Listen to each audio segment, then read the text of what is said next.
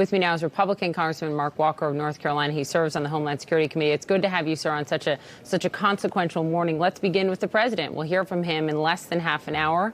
What do you hope he says? Thanks, Poppy. Thanks for the privilege to be with you. I hope that he continues to reiterate to the American people why this was necessary and why it continues to be necessary. This was a lawful military objective. Those aren't my words. Those are the former Obama Secretary of DHS's words, Jay Johnson, talking about the need to be able to take out such terrorists as Soleimani. Should the United States, Congressman, respond militarily to this strike, even though the assessment is, the growing belief within the administration and Defense Department is that Iran intentionally missed Americans and that no American lives were lost? Should the U.S. respond with military force?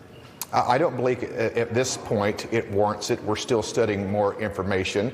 And I believe in past times we have showed restraint to Iran in their military. Specifically, Soleimani has attacked 5 to 6 times over the last 6 or 7 months. So I believe the president, the administration has shown it restraint at times. I believe this will be another one that they do as well. Republican Senator James Inhofe just spoke with the president last night, and he tells CNN that the president relayed to him that he sees this as an opening of a door of sorts to negotiations with Iran. What do you think? Is this a good time to negotiate with the Iranian regime? Well, I don't know how much negotiation is left.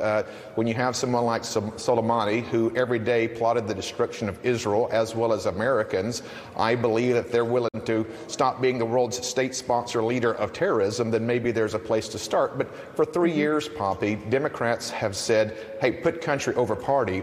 I hope they will remember today to put country over terrorism. So to your point about you don't think military action would be prudent right now, but you also don't really see much of a door or even a crack in a window open for negotiation, where does that leave us?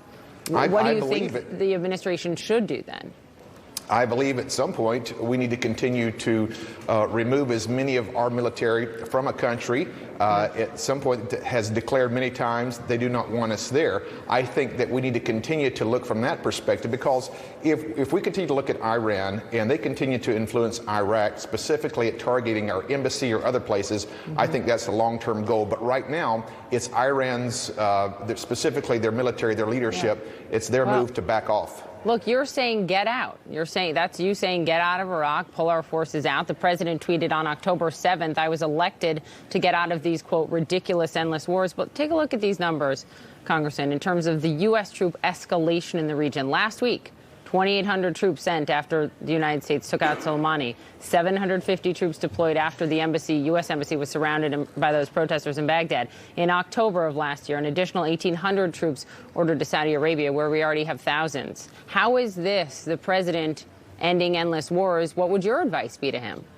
Well, my advice would be to continue to long-term plan the removal of the troops. But when you have Iran behaving the way that they are in, as I said, leading the world-sponsored state terrorism, which means it's part of their very funding that they have in their government, I think there are times where you have to go and protect American assets as well as lives. So you support this escalation? The reason why you have to support isolated escalations is because there are 6 different behavior strikes that Iran has taken place against our allies, against other people since June of 2019. So there are moments where you have to send in troops. Listen, I represent North Carolina. 6,500 troops have recently been pulled out of North Carolina. But there are moments where you do have to go and defend the aggressor. And right now, Iran continues to prove that they are the aggressor. Yesterday on the show, Jim did a really interesting interview with your Republican colleague in the House, Congressman Don Bacon of Nebraska. And there was something he said that was striking, and I wonder if you agree. Listen to this. Okay. There is risk when you push back against a country that has been murdering Americans. There is a risk that they will counterattack and escalate even more. Was, Congressman, about 10 hours before Iran decided to strike those bases in Iraq that house U.S. soldiers. Do you agree with him about the risk? And do you think the risk is greater now for Americans on American soil and outside of the country? I don't believe the risk is greater now. I believe if it would have been, I believe Iran would have tried to show a little bit more strength last night than what appears to be just histrionics. So no one can tell for sure.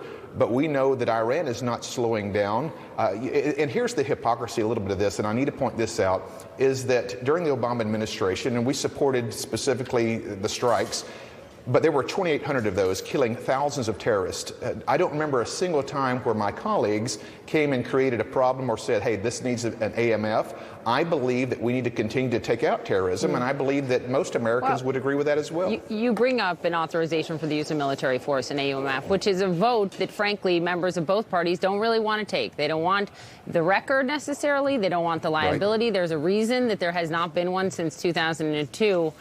Do you not believe that it is necessary at this juncture?